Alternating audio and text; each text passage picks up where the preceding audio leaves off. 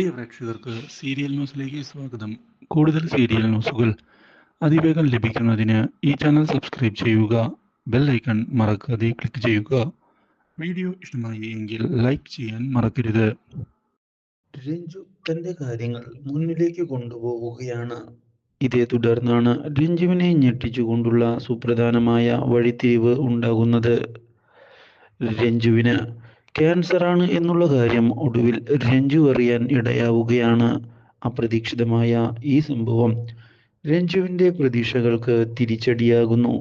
ഇതോടെ വിജയലക്ഷ്മിയെ ചെന്ന് കാണുന്ന രഞ്ജു ഞാൻ കുറച്ച് കാര്യങ്ങൾ അറിഞ്ഞു എന്ന് പറയുകയും ചെയ്യുന്നു. ഇത് കേൾക്കുന്ന വിജയലക്ഷ്മി അമ്മ എന്താണ് അത് എന്ന് ചോദിച്ചതിനെ തുടർന്ന് എനിക്ക് ക്യാൻസർ ആണോ എന്ന് തിരികെ ചോദിച്ചിരിക്കുകയാണ് രഞ്ജു. അപ്രതീക്ഷിതമായ ഈ സത്യം വിജയലക്ഷ്മിയെ ഞെട്ടിച്ചതിനെ തുടർന്ന് എങ്ങനെയാണ് ഇത് അറിഞ്ഞത് എന്ന് തിരികെ ചോദിക്കുന്നു വിജയലക്ഷ്മി. പക്ഷേ അപ്പോൾ അത് സത്യമാണ് അല്ലേ എന്ന് ചോദിക്കുന്ന രഞ്ജു ഈ സത്യം എന്തിനാണ് എന്നിൽ നിന്ന് മറച്ചു വെച്ചത് എന്ന് വ്യക്തമാക്കാൻ ആവശ്യപ്പെട്ടിരിക്കുകയാണ്. ഒരിക്കലും ഇങ്ങനെയൊരു വഞ്ചന ഞാൻ നിങ്ങളുടെ ഭാഗത്ത് നിന്ന് പ്രതീക്ഷിച്ചതല്ല. നിങ്ങൾ എന്നെ ചതിച്ചു. അതുകൊണ്ട് എനിക്ക് സത്യങ്ങളെല്ലാം അറിഞ്ഞേ തീരൂ.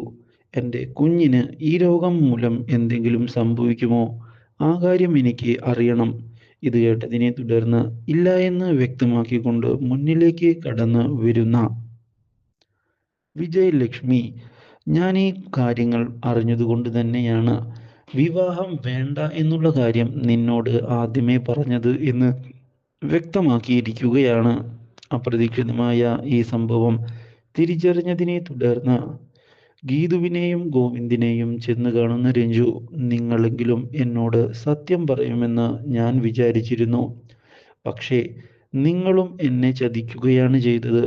ഒരിക്കലും എനിക്കത് മറക്കാൻ സാധിക്കുകയില്ല എന്ന് പറഞ്ഞത് ഗോവിന്ദിന് തിരിച്ചടിയാകുന്നു.